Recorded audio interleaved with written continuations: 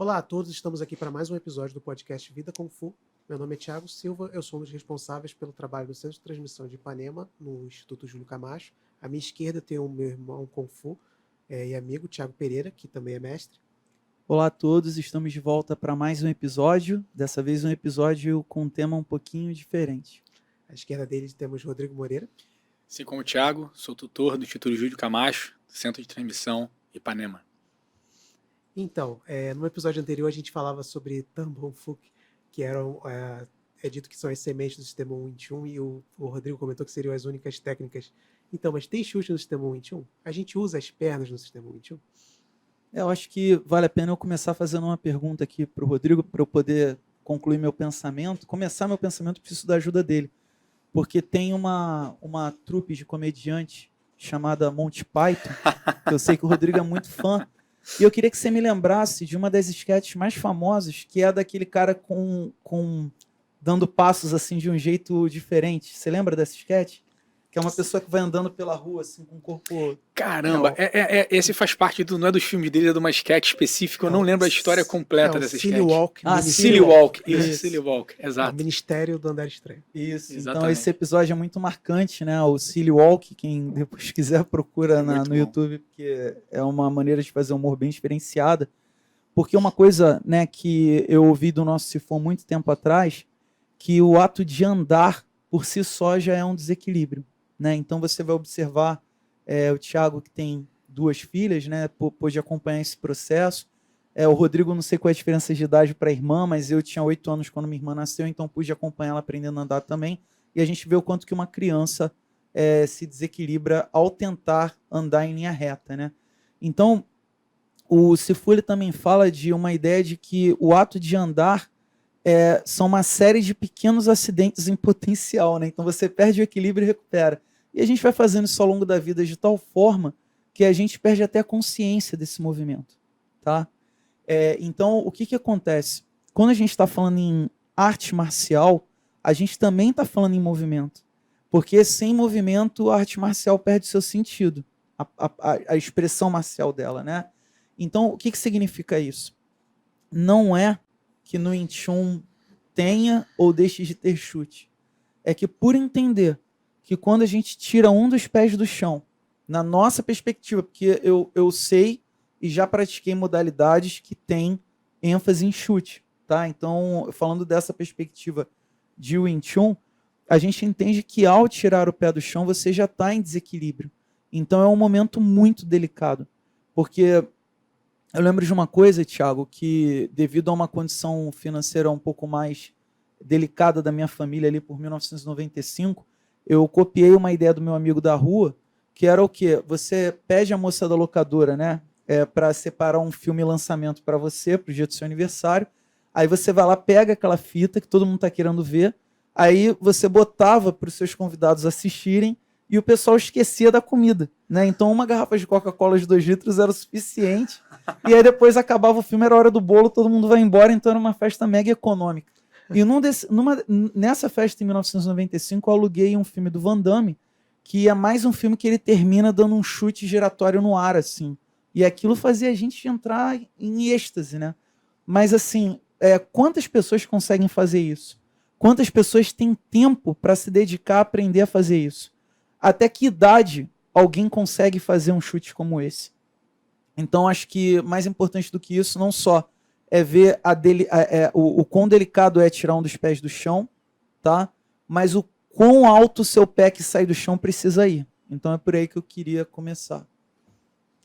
Ia voltar aqui e fazer uma piada recorrente, já que vocês implicaram comigo. Será que um contador consegue dar esse chute? Mas, partindo daí, né? Essa ideia o que eu gosto é o seguinte. O sistema Wing Chun, ele é um sistema marcial desenvolvido para seres humanos, né? Então, tudo aquilo que é pertinente ao corpo humano é passível de ser usado. Tudo aquilo que está em você é passível de ser usado. Seja perna, joelho, cabeça, o que você puder imaginar, você pode usar. Mas, como o Thiago Pereira falou, existem certas partes do nosso corpo que elas têm, digamos assim, funções importante, né? Eu brinco com alguns praticantes quando eles falam comigo, eu falo assim, poxa, a gente não tira o pé do chão porque eu não aprendi a flutuar ainda. Como é que a gente não usa a perna, né? Que é uma frase que eventualmente você usa. Ah, a gente não vê muita perna. Eu falei, como não vê? Você está voando, você está flutuando para você praticar, né? Então, certamente você está apoiado no chão. Na maior parte das vezes você vai estar apoiado no chão, né? Com os pés. Então, qualquer coisa que faça parte de você faz parte inerentemente do sistema Wing Chun. Então você pode explorar elas de N maneiras, né? E uma coisa que eu acho interessante, a prática do Wing Chun, ela é muito personalizada. O que eu quero dizer com isso? Quando a gente fala que nós entendemos que tirar a perna do chão é um momento delicado, e realmente o é, porque ninguém é mais equilibrado com um pé no chão do que com dois. Tá? Você gera um desequilíbrio ali, sim. O interessante isso é sistêmico.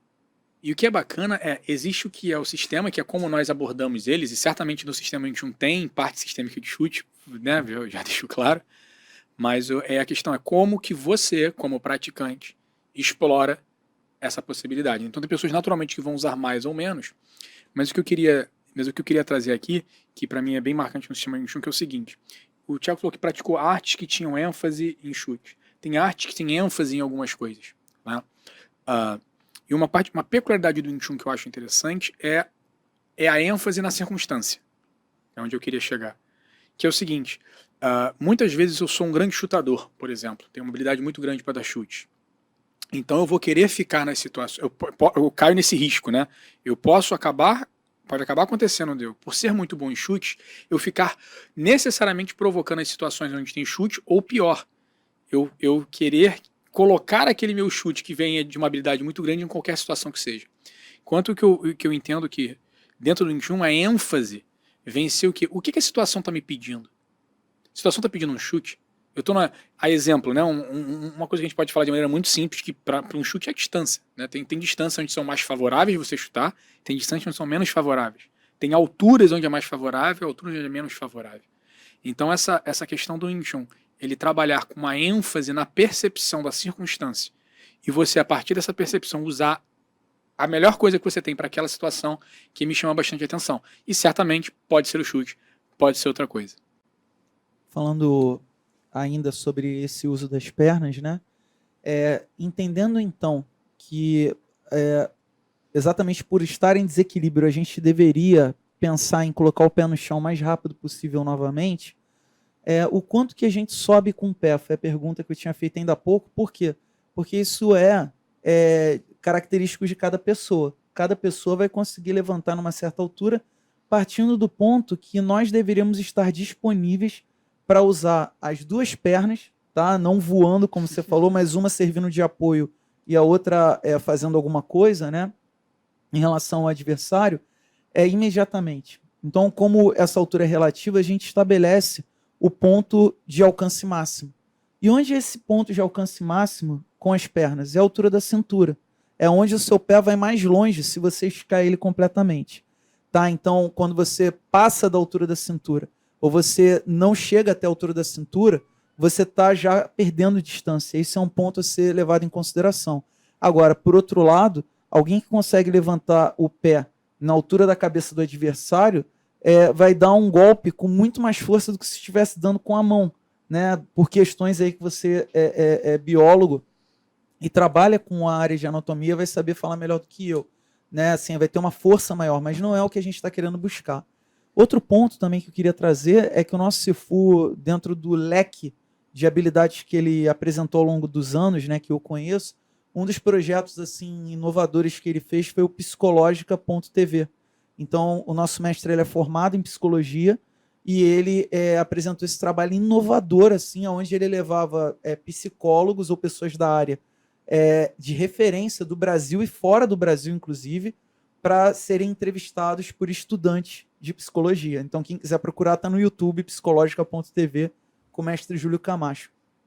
E foi nesse processo do Psicológica.tv que eu ouvi pela primeira vez a palavra decupar. Então, o mestre Felipe Soares, né, que trabalhava já com comunicação, com edição, né, com peças para TV, durante muitos anos, ele já estava familiarizado. O meu mestre também tem essa formação, mas eu não.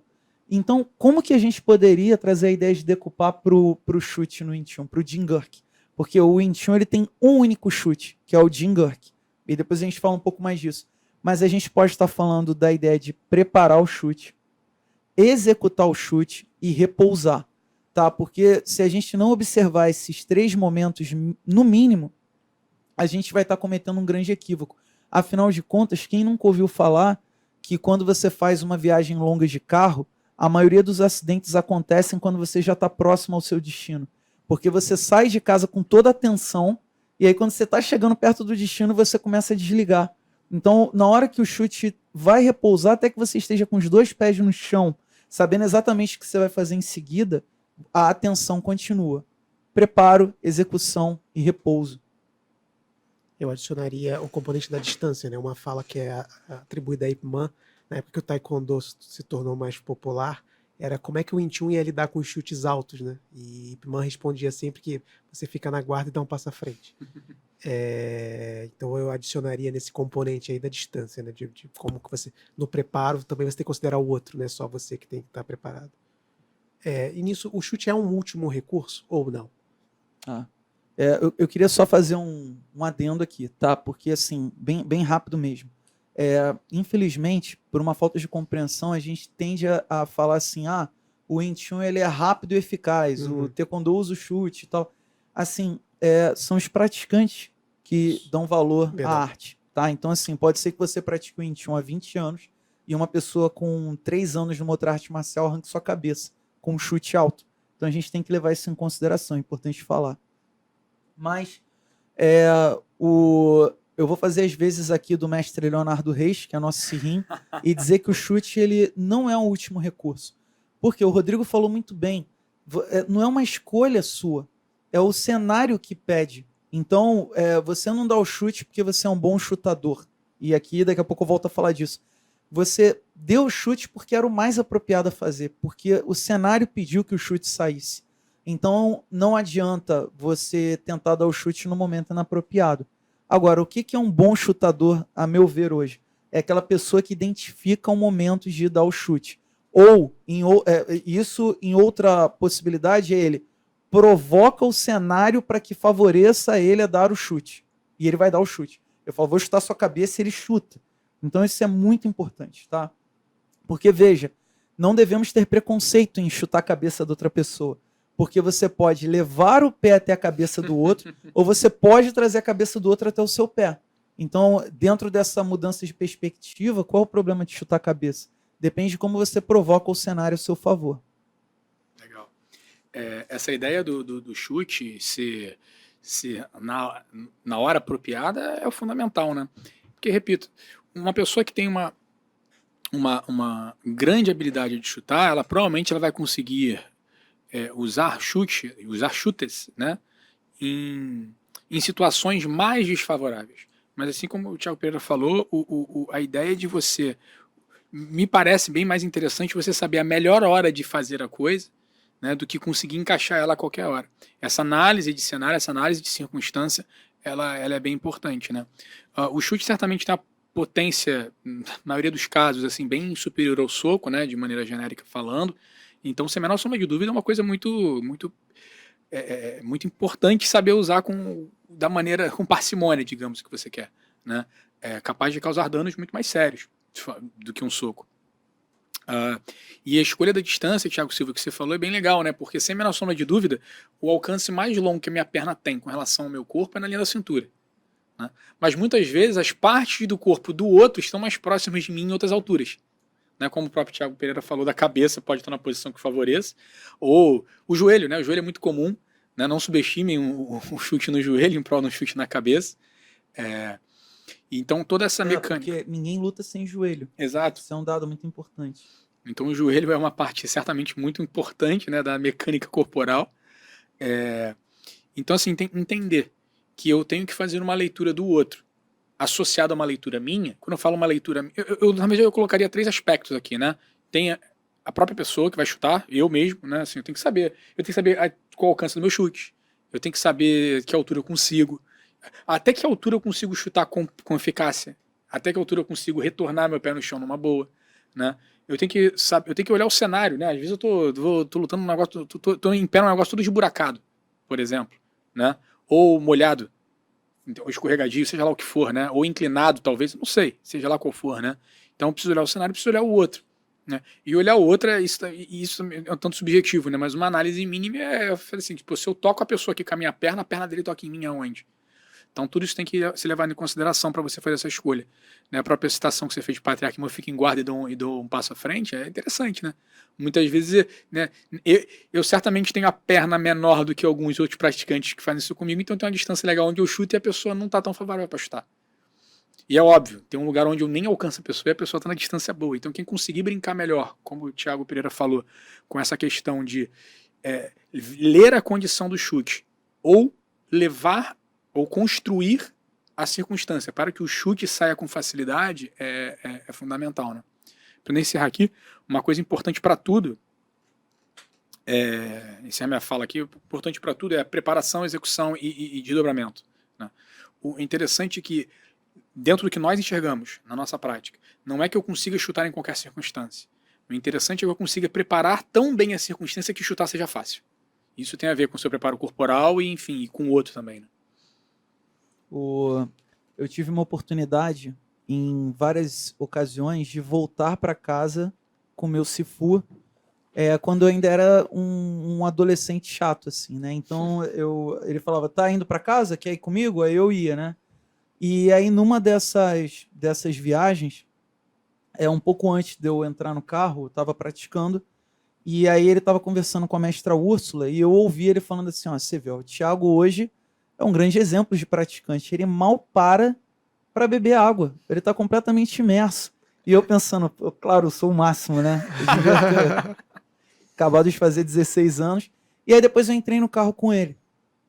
E ele falou para mim exatamente o que, né? Ele falou, Thiago, estava observando o seu Tiankyu, procura dar passos menores. Eu lembro muito desse dia. Aí eu falei, mas como assim? Porque, a princípio, na minha perspectiva limitada, eu estava indo bem. Só que dá para refinar. Ele falou, dá passos menores, assim, porque quanto mais tempo você fica com o pé fora do chão, mais leve você fica, porque você não está enraizado, você não está equilibrado. Por que eu estou falando disso?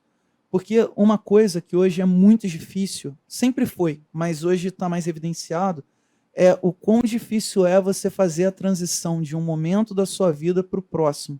Seja porque você não consegue ver um horizonte, seja porque você ainda está preso ao ciclo anterior.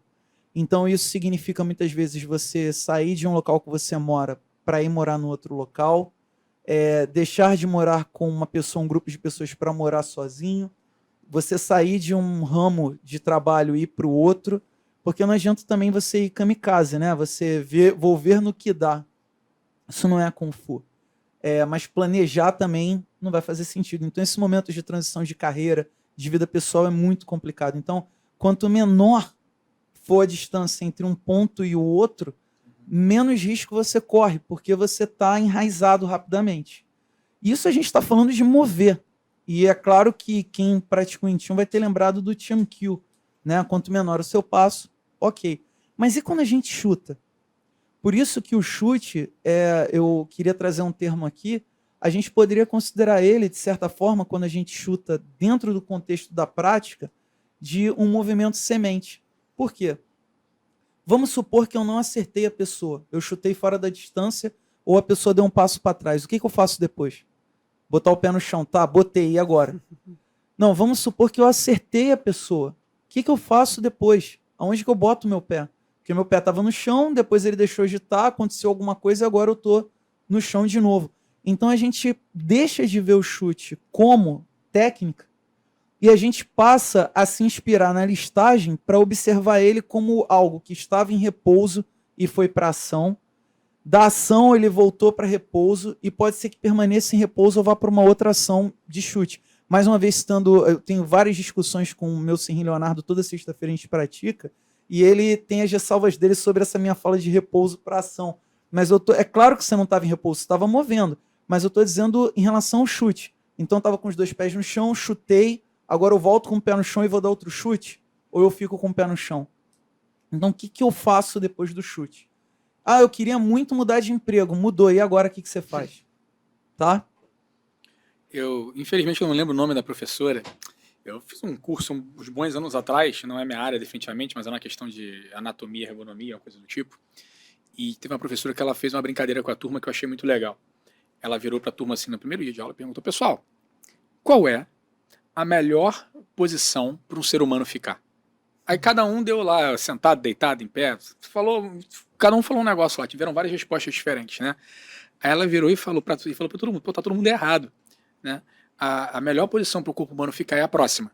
Uhum. Né? Eu achei legal, interessante, eu não entendo muita coisa disso, foi só um curso que eu fiz, pessoal, então talvez essa frase seja em algum lugar, eu não sei, mas ela falou isso para mim e isso me marcou porque é muito interessante, assim, dentro dessa perspectiva. Claro que ela estava fazendo uma abordagem com relação a conforto, desgaste do corpo, você ficar muito tempo sentado, muito tempo em posição YZ, mas me faz uma associação com o que você falou agora, Thiago, muito legal, que é o seguinte, às vezes eu posso tirar o pé do chão e vou dar um chute o mais forte que eu posso, e por vezes eu tenho muita força e por vezes eu tenho muita flexibilidade e eu consigo dar um chute muito forte na altura alta, seja lá qual for, tá certo?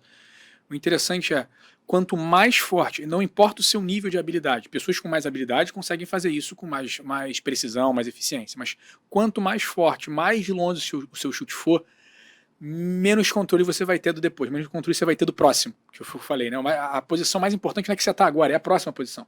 Então foi o que você disse, chutei a pessoa, seja lá onde pegou, o que eu faço depois? O ponto é que o depois de um chute que é muito forte, ele vai ser menos administrável de um chute que tem talvez um pouco menos de pressão. Isso é relativo à própria pessoa que está chutando, né? Qualquer pessoa que veja qualquer tipo de competição marcial, seja MMA, seja taekwondo, seja lá o que for, todo mundo já deve ter visto algum momento em que a pessoa deu um chute com toda a força dela, em que ela errou a distância, ou a pessoa saiu da frente, aquela pessoa dá uma volta enorme, né, e o pé vai parar sabe-se lá onde, ou que ela vai mais do que deveria, e ela perde o controle da onde que ela pisaria. Né? E tendo em vista essa questão de nossa preocupação, ela não é... Claro que você tem uma preocupação em estar lá, mas uma vez que você esteja lá, você tem que ter preocupação com o próximo. Né? Então, nós abrimos mão muitas vezes de certas capacidades de potência e elasticidade para a gente poder entrar na estratégia do próximo. Né? Porque se eu der tudo que eu tenho, nossa, se for falar muito isso, né? Se você der tudo que você tem numa coisa, você não tem nada para o próximo, acabou. Ah, mas eu tenho para o próximo, então você não deu tudo. Então, quanto mais você chega perto do seu limite de dar tudo que você tem, menos sobra para o que vem depois. E essa ideia de você se conhecer, para entender, meu chute vem até aqui eu faço tal coisa, eu tenho tal potência e tudo mais, é interessante você conseguir administrar isso para você, por exemplo, não é controlar a palavra nem prever, mas é você ter a capacidade, né, de interagir com o próximo movimento. Pisar no chão, chutar novamente, seja lá o que for, né, ao invés de ser um refém da situação. Você chutou tão forte que o único lugar que você tem para colocar o pé é aquele. Você perde a capacidade de interagir com aquilo, você fica refém do que você fez no movimento anterior. Eu pensei aqui no Anderson Silva, né, que ele deu um nocaute com chute e umas lutas depois ele vai chutar e o cara quebra a perna dele. É bem dramático assim, a cena dele quebrando a perna. É difícil de assistir. Trazendo esse exemplo, né, do Anderson Silva, quando você está ali em cima daquele ringue, é muito fácil você olhar a pessoa que está na sua frente como um oponente, como um adversário. Né? O nosso mestre, vocês sabem bem, ele fala muito da precisão e da acurácia, inclusive no uso das palavras. Ele diz o seguinte, assim, a vida segue para onde o coração aponta. Mas será que as palavras também não expressam o que você está pensando? Então, se a sua maneira de se comunicar for confusa, provavelmente o seu pensamento também está sendo. Então, falando em adversário ou oponente, é fácil você ver num ringue a pessoa como isso. Mas e num encontro? Né? Você está ali conhecendo a pessoa, ou durante um almoço de trabalho, sabe assim, por que essa pessoa, se for o caso, ela não deveria ser o seu adversário? Porque você tem que estar prestando atenção a ela para saber qual a decisão que você vai tomar a seguir. Ela está prestando atenção no que está falando e na questão dela. Você está prestando atenção nisso tudo e na própria pessoa para falar como é que eu me apoio, tá? Por que eu estou falando isso? Porque quando a gente está falando em chute, você pode chutar a pessoa ou você pode chutar com a pessoa.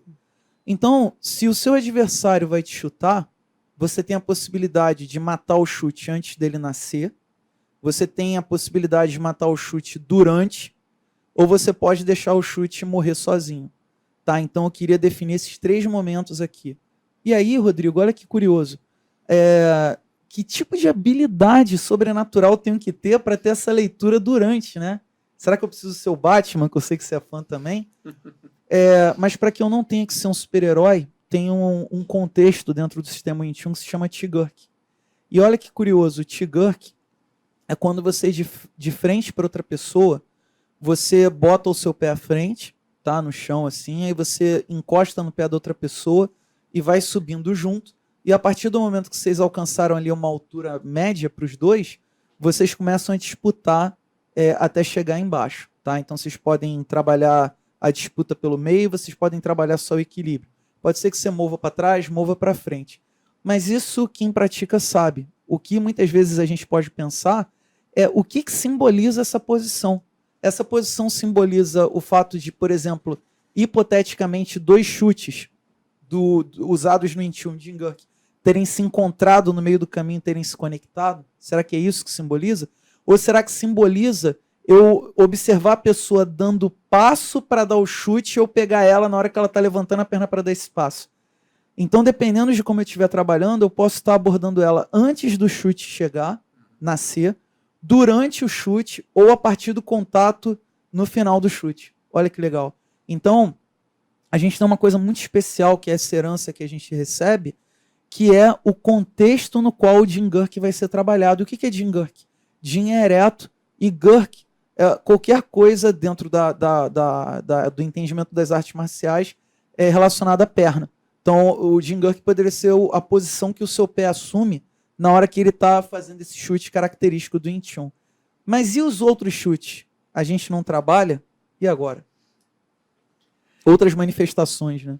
Isso que o Thiago colocou agora é bem legal, porque o que acontece? A gente estava falando que sistemicamente, repito, sistemicamente falando, existe uma posição muito interessante para eu chutar, que é quando eu estou de frente para a pessoa, equilibrado, né? Dentro do Wing Chun, para nós, o ponto de referência é muito importante. Eu estou com o meio ocupado, então eu chuto certinho pelo meio, com o pé nessa posição bem descrita que ele falou, né, que tem uma série de peculiaridades técnicas para o pé estar nessa posição. O joelho tem um posicionamento interessante também, a maneira como o meu quadril está encaixado. Então e isso tudo configura o que a gente chama de Jingurk, né, sendo mais abrangente do que somente a posição do pé. Né? Então tem uma série de contextos corporais que nós entendemos que torna o Jingurk algo muito interessante para ser usado. Só que o ponto ele é tão interessante para ser usado que é até ruim sair dele, né? Assim, é muito comum o pessoal que começa a praticar Jingurk, você pede para fazer outra coisa e o pessoal não consegue, ou acha esquisito fazer, né? E o que é importante depois de um tempo de prática que você tenha? Que você consiga destransformar isso, que você consiga desmanchar o Jingurk, como o Thiago Pereira estava falando. Porque o que acontece nesse momento? Eu tenho uma situação onde meu corpo está todo engatilhado, está tudo preparado para fazer uma coisa que consideramos, por várias razões sistêmicas, muito boa. Só que, como eu disse antes, geralmente, quando as coisas acontecem na vida, não é o formal, não é o humano, é uma coisa mais ou menos ali no meio do caminho. Então é importante você conseguir desdobrar o Jingurk. Como que eu enxergo isso? O Jingurk ele é tão legal que ele te dá um padrão tão bom para você entender, por exemplo, putz, tá um pouquinho longe pro meu Jingurk. Quando você entende isso, você fala, beleza, tá um pouquinho longe pro ninguém, como é que eu desdobro isso? Eu falo, poxa, tá um pouquinho perto pro meu Jingurk. Se eu sei disso, como é que eu desdobro isso? E aquela situação, tá um pouquinho mais perto do que devia pro meu Jingurk ficar bom, mas tá longe demais pro meu soco. Como é que eu faço com isso? Então eu vejo o Jingurk, né, como uma grande referência do chute. A partir dele você começa a fazer suas extrapolações. Repito, existe um nível, óbvio que no Wing Chun a gente fala que só tem um chute. Sim, porque todas as outras manifestações que aparecem, elas são desdobramentos do Jingurk. Ou seja, o Jingurk tocou na perna de alguém, ou está um pouco mais longe, ou está um pouco mais perto, e ele vira outra coisa. Mas parte dele. Porque ele seria, digamos assim, o mais interessante para a gente. Né? E tem um lado que é claro, que é da expressão da própria pessoa, a pessoa colocar o jeito dela de fazer. Então, a partir você praticando o Jingurk naquela distância habitual, você começa a entender, é o início do processo de entendimento, de como que você faz para usar a perna quando você está mais perto do que isso. Inclusive, quando você está ao alcance de usar as mãos. Então você está numa distância de soco que é possível você usar a perna. Muitas vezes isso da perna não vai se manifestar em um chute propriamente dito. Pode se manifestar de outras maneiras. Né? Mas para eu entender que está muito perto, muito longe, na distância tal, o ponto de partida do nosso trabalho, no nosso sistema, é o Jingurk. Eu lembrei aqui de uma passagem, Rodrigo, que há 20 anos atrás, né, eu já estava, digamos assim, em condições de, de acessar, tecnicamente falando, o Lux em Punkuan. Tá? O que significa isso? Eu já tinha tido acesso a todos os componentes, só que eu era um moleque, né, no sentido negativo da palavra. Na época que eu comecei, ainda tinha uma coisa chamada curso introdutório, que eram 4 aulas, e você entrava no sistema tradicional, e eu ia 3 vezes por semana para praticar, ficava me treinando em casa e tal. O que ia fazer comigo, né?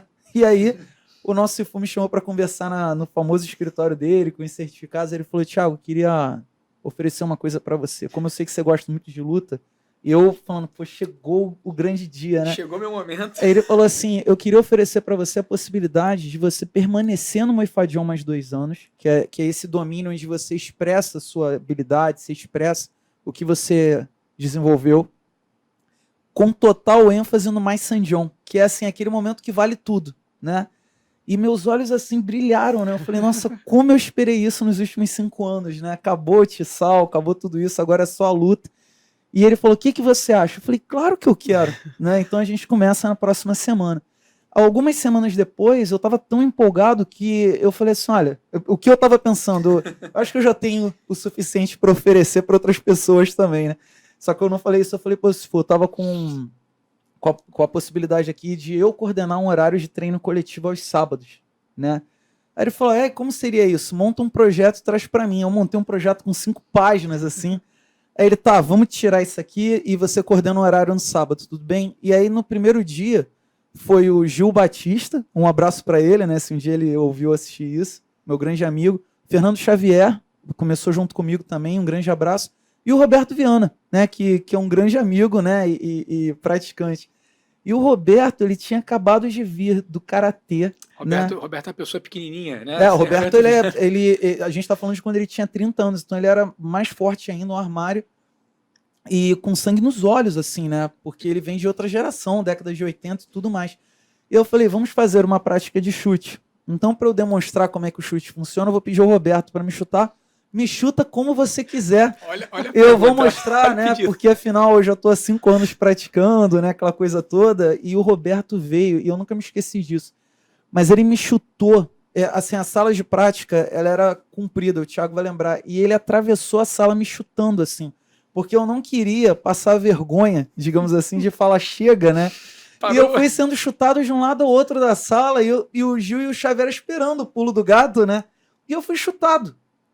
E assim, destruiu minha aula, ela mal começou. Né? E eu lembro que eu comentei com o Sifu e ele falou assim: Thiago, pois você quer que eu converse com ele? Que você... Assim, ele super acolhedor, né? Eu: não, tá tudo bem, mas eu acho que é melhor então não coordenar mais a aula, né? Um momento. Anos depois, né? O Roberto participou de um curso de defesa pessoal no antigo núcleo central, voltou super empolgado, né? Aí falou: pô, era você mesmo que eu queria ver. Eu tava cuidando do Mocum, já no prédio Blue Sky, 2007, porque eu queria te mostrar, né, o que eu vi lá. Ou era 2005? Acho que era 2005. Eu falei: vamos lá, ele quer ver? Bota a mão assim, que eu vou te mostrar quanto meu chute melhorou depois do que o Scum falou. E ele deu um chute, assim, com muita força, e pegou nos meus braços, né, e eu tremi, assim, né, e machucou. E aí eu não falei nada com ele, mas depois eu fui comentar com o Sifu, eu falei: pô, o Roberto falou que ia fazer uma demonstração e me deu um chute, quase quebrou meu braço. Como já tinham passado alguns anos, ele falou: mas não seja burro, né, Thiago? Por que você vai dar o braço para ele chutar, né? De novo, né? De novo, né? De novo. Então, são histórias divertidas que eu tenho com esse irmão Kung Fu querido, mas que eu volto a dizer assim: não importa o tempo que você pratique, se você não criar um cenário que ele, digamos assim, proteja você enquanto transmissor, você pode ser golpeado, sim. Então o transmissor, ele não tem que pedir: me chuta desse jeito aqui, ele não tem que tentar manipular a pessoa para... Porque senão o que acontece, Thiago? Se eu tentar ficar tirando de você o potencial que você tem, eu não deixo você se desenvolver. Eu fico limitando você ao que eu consigo ou não. Então eu preciso criar um cenário no qual você possa se desenvolver para onde quer que seja, ficar com chute 100 vezes melhor do que eu conseguiria chutar na minha imaginação, porque eu não estou preocupado em ser melhor que você. eu estou preocupado em criar um cenário adequado. Então, muitas vezes, eu não vou ser a melhor pessoa para praticar, para fazer a demonstração. Falo, Rodrigo, você pode me ajudar aqui a fazer uma demonstração com o Thiago? Porque eu sei que o Rodrigo usa bem o chute, esse deal seek. E aí ele vai conseguir prover para você o que lá em 2003 eu não consegui prover para aquele grupo. Que muitas vezes era melhor eu ter chamado o Xavier, o Gil, né, para poder fazer a demonstração no meu lugar. E dado as regras melhor daquele cenário. Então, isso eu atribuo à minha inexperiência. Tá? Então, não façam isso em casa. Só para o pessoal que assistiu outros episódios nossos, tá vendo aí? O pessoal treina, tá vendo? O pessoal pratica também de ser chutado pela sala, tá vendo? Mas entrando nesse mérito, puxando um outro episódio nosso, que a gente tá falando de praticar e tudo mais, o que é interessante? Existe uma habilidade técnica em se chutar e existe Kung Fu ao chutar. São coisas que a gente pode separar. É subjetivo, não tem um traçado exatamente claro, mas dá pra gente fazer essa separação. O que eu quero dizer com isso? Vou definir o contexto que eu tô falando, né? Eu vou chamar nesse momento aqui de contexto técnico, aquele contexto onde você chuta muito bem, mas a sua habilidade para chute só serve para chute. Tá? Então aquele cara que chuta muito bem pode ser um jogador de futebol, ou pode ser um praticante de taekwondo. Né? Aquele cara chuta muito bem, mas ele não consegue fazer nada com essa habilidade do chute além de chutar. Isso que eu chamaria de um chutador técnico. Somente técnico, perdão. Que claro que existe uma técnica por trás e ela é assim importante. Não estou abrindo mão dela. Tá? E nesse contexto, mais uma vez, eu gostaria de explicar o seguinte: existe um Kung Fu ao chutar, que é o que eu consigo avaliar, o que eu consigo aprender, e como o Thiago usou mais cedo, o que eu consigo decupar desse momento de chute. Porque qual é a grande questão? A habilidade técnica, ela é importante sim, para eu ter um chute eficiente, mas tem um outro viés, que é o que eu ganho com isso, além de chutar, propriamente dito. E como a gente falou, pode ser que tenha uma pessoa que se exercite tecnicamente muito naquele chute, porque aquele chute é importante para ela, como por exemplo um jogador de futebol. O cara tem que chutar 1000 vezes porque aquilo é importante. Ele precisa ter uma habilidade técnica importante, ele precisa fazer gol com aquilo. Tá? Mas isso não necessariamente reflete um ganho para a vida dele. Isso não necessariamente reflete um aprendizado que vá além do chute. E é nesse ponto que é importante. Saber o que você quer. Porque não tem problema você querer ser um grande chutador técnico. Você pode, mas é importante a gente não confundir. Se eu não sou um grande chutador técnico, provavelmente seria inteligente eu não me colocar em situações onde a minha técnica de chute vai me prejudicar caso eu não consiga. Né? Aí vai de cada praticante entender quão técnico ele quer, como que ele se entende com o nível técnico dele, né? E se ele está buscando, o que ele está buscando.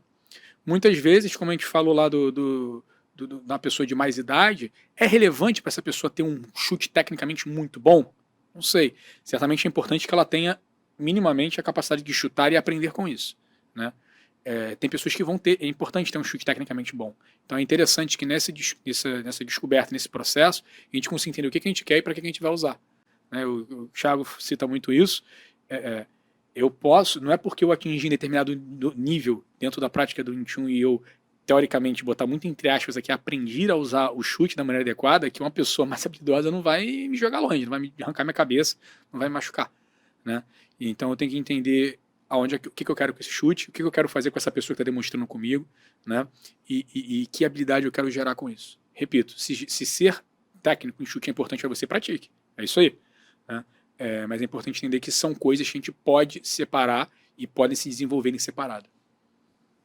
Para encerrar, queria só contar uma última passagem aqui sobre chute também. A primeira vez que eu fui convidado para dormir na casa do nosso mestre, né? A gente estava acabando a prática assim, ele falou: quer dormir lá em casa hoje, Thiago? E eu achei aquele convite o máximo, né? E eu falei: poxa, claro que eu quero.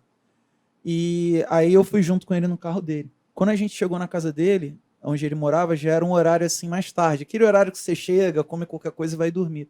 Então naquele dia, como ele não estava me esperando, tinha todo um contexto ali, eu lembro que o jantar foi arroz e ovo frito. E aí eu sentei à mesa, e aí ele olhou para mim, né? Ele estava bem, digamos assim, ele estava... O nosso Cifulho sempre tem uma vida dentro dele, assim, né? É muito difícil ver ele cabisbaixo. Então ele estava cheio de vida ali, como sempre, mesmo com aquele horário. Eu falei assim: por que você tá com essa cara? Aí eu falei assim: é porque o senhor come arroz com ovo também. Aí ele falou: o que você achava que eu comeria, né? E assim, ali foi muito curioso, porque existia uma distância entre eu e ele, e ainda existe, muito clara, e essa distância ela varia, tá? De tempos em tempos, ó, como qualquer relação. Mas naquele momento ele falou: pode aproximar um pouco mais. E quando ele permitiu que eu aproximasse ao ponto de conviver ali dentro da casa dele, jantar com ele na casa dele, eu não tinha maturidade, né? Porque eu estava vivendo uma fantasia, né? Na casa do mestre, né? E eu achava que ele tinha alguma receita especial. Eu, pô, mas arroz com ovo eu também como, né? E aquilo marcou muito a nossa história, né? Essa história voltou em vários momentos. Então, quando a gente fala em chute, se tivesse que escolher um fator de performance que torne ele mais emblemático, é a questão da distância. Porque lembra, você está numa distância que você tem que ter uma consciência muito clara de que é o momento de você momentaneamente perder o seu equilíbrio para poder preparar, executar e repousar pronto para fazer uma ação seguinte, subsequente, melhor dizendo. Então, se você não tem convicção de que está na distância adequada, assim, toma muito cuidado. Porque pode ser que você, quando era para estar mais próximo, você fez uma ação que manteve você longe. Pode ser que quando era para você estar longe, você forçou para estar mais perto. Então, aprender com chute a como identificar as diferentes distâncias no nosso dia a dia, entre nós e outras pessoas, entre nós e outras oportunidades, é fundamental. Tá? Então, eu queria encerrar falando disso. Repito, né? Aquela questão do que você consegue aprender a partir da prática. E o chute, certamente, ele é muito interessante nisso. Né? A gente começou a conversa com o Silly Walk, né, do Monty Python, onde as pessoas andam estranho, né? E isso é curioso, porque nós todos aqui temos perto de 40 anos. Então, temos aí quase 40 anos andando, tá certo? E todas as pessoas têm a maioria das pessoas anda há bastante tempo, né? Então, assim, você sabe andar. Você já passou por uma série de coisas que te aprendeu a andar. Então, andar, ele sai do seu nível de consciência mais ativo. Você não fica pensando em andar. Eu falo isso, você falou da anatomia, né? De vez em quando eu converso com o pessoal que eu tô falando de anatomia, eu próprio para pensar em quantos microajustes musculares o seu pé faz simples para você ficar em pé na calçada que não é lisa, sabe? É um pouquinho para cá, um pouquinho para lá. É muito ajuste que você faz. Eu, de vez em quando, eu gosto de fazer umas trilhas, né? Você vai fazer, e eu tenho uma peculiaridade, eu faço com os meus amigos, dependendo se não for muito ruim, eu gosto de fazer descalço. Eu gosto de subir certo lugar descalço, porque o pé, ou com alguma sapatilha muito fininha, porque o pé gruda, ele se molda, né? O tênis muito duro não deixa isso. Então, o que acontece? O seu pé ele faz vários microajustes para poder segurar ali. Só que isso, mais uma vez, quase que sai da sua capacidade de atenção consciente no nível mais consciente, né? Melhor dizendo. Quando você coloca a pessoa para fazer um chute esquisito, digamos assim, né? Que não é habitual esse chute, para ficar em pé numa posição esquisita, para ficar, enfim, tudo esquisito. O que eu chamo de esquisito? É aquilo que a pessoa não está habituada a fazer. Todo aquele cenário precisa de uma atenção nova que ela não está habituada a ter.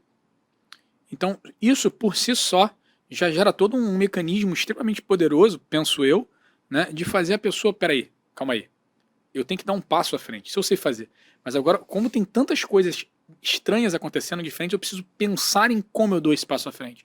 E esse processo, essas ferramentas de tornar um ato consciente, para que a partir da consciência você consiga ter aprendizados e tomadas de decisão, isso é uma ferramenta super importante. O Thiago estava falando, o Pereira, sobre a questão de você usar o chute para aprender a se relacionar com outras pessoas, né? Para eu conseguir aprender isso, eu preciso trazer o chute para o nível consciente. Eu não posso chutar de qualquer jeito. E para eu trazer esse chute para o nível consciente, tem algumas ferramentas, que a gente está falando aqui agora, né? Que podem ajudar nesse processo. Ótimo. Temos um episódio? Então, eu gostaria de encerrar, agradecer a presença de vocês, a audiência e agradecer ao Estúdio Betamax, que sempre dá a nossa infraestrutura aqui. Muito obrigado e nos vemos no próximo episódio do podcast Vida Kung Fu. Até a próxima.